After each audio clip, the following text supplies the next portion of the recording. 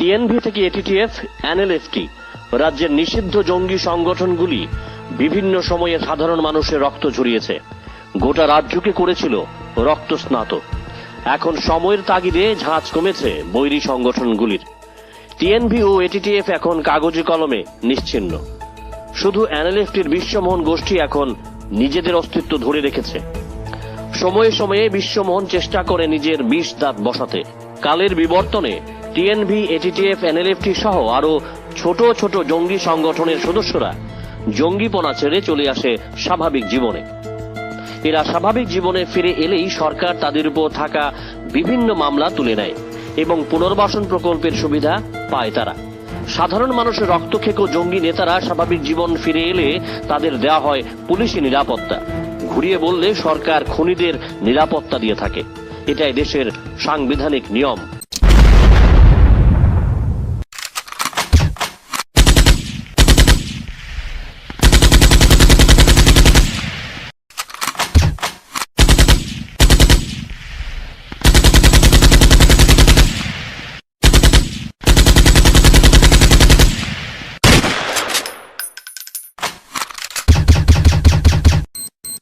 বৈরীরা স্বাভাবিক জীবনে ফিরে এসেও রাজ্যে বিঘ্নিত করছে শান্তির পরিবেশ। আত্মসমর্পণকারী বৈরীরা এবার দখল নিয়েছে কাঞ্চনপুরের বন দপ্তরের জমি। মহকুমার মনপুই রোড সংলগ্ন বন দপ্তরের জমি বেদখল করে পুনর্বাসন প্রক্রিয়া শুরু করেছে অতীতের রক্তপিপাসু বৈরীরা। বন দপ্তর থেকে কাঞ্চনপুর থানায় মামলা দায়ের করা হয়েছে, কিন্তু এখনো পর্যন্ত পুলিশ ও সাধারণ প্রশাসন জমি জবরদখলকারী প্রাক্তন বৈরীদের বিরুদ্ধে কোনো ব্যবস্থা গ্রহণ করেনি। স্বাভাবিকভাবেই তপ্ত হচ্ছে কাঞ্চনপুরের পরিবেশ।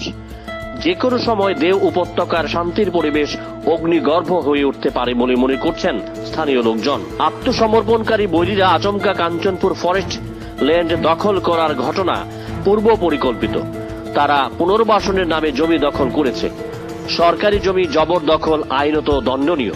তা সত্ত্বেও কেন জনজাতি নেতা প্রদ্যুৎ কিশোর এই বিষয়ে মুখ খুলছেন না, উঠছে প্রশ্ন। আত্মসমর্পণকারী বৈরীরা নিজেদের তিপ্রা মথার সমর্থক হিসাবে দায়ী করছে, অথচ মথা নেতৃত্ব তা নিয়ে মুখে কুলুপ এঁটে রেখেছেন। রাজনীতিকদের বক্তব্য, প্রদ্যুৎ কিশোর সহ তিপ্রা মথার নেতৃত্বের এই নীরবতা থেকেই প্রমাণিত হয় প্রাক্তন বৈরীদের উস্কানি দিয়ে গোটা রাজ্যে এক গভীর ষড়যন্ত্রের রঙিন স্ক্রিপ্ট রচনা করছেন।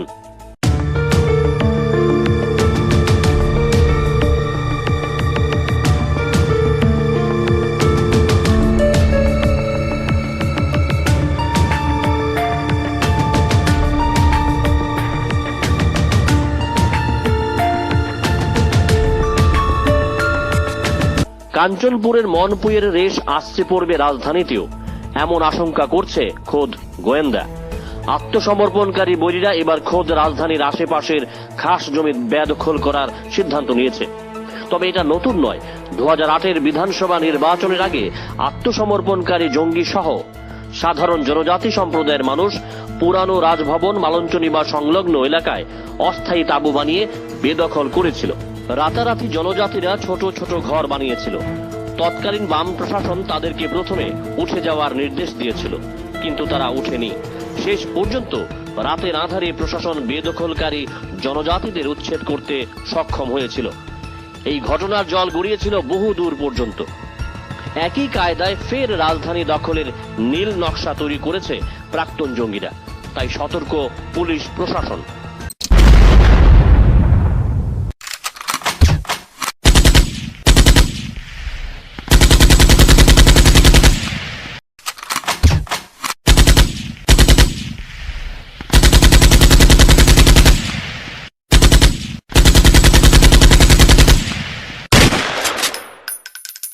Bureau Report, Jam 24 News।